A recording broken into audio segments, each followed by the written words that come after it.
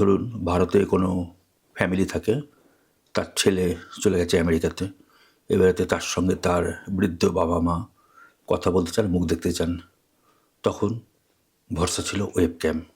এবং যদি খেয়াল করে বা মনে রাখতে পারেন দেখবেন, তখন কিন্তু ওয়েব ক্যামের যে ভিডিওটা আসতো, অর্থাৎ যেটা আমরা দেখতে পেতাম, সেটা ব্ল্যাক অ্যান্ড হোয়াইট এবং কেটে কেটে কেটে যেত, নিশ্চয়ই মনে পড়ছে আপনাদের।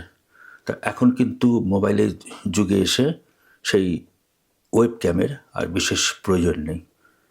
অথচ ওয়েব ক্যামের যে জগৎ, বিপণন যে সংস্থাগুলি, তারা তো চুপ করে বসে থাকতে পারে না।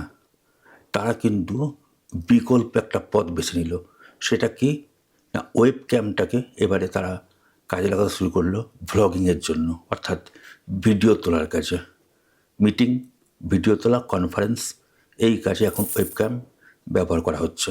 এবং যেহেতু দামে কিছুটা কম, যদিও অনেক দামি ওয়েব ক্যামও আছে, কিন্তু ইউটিউবে ভিডিও করার জন্য এখন অনেকেই কিন্তু এই ওয়েব ক্যামকেই বেছে নিচ্ছে। এবং এখন ওয়েব ক্যামের জগতে অনেক ব্র্যান্ড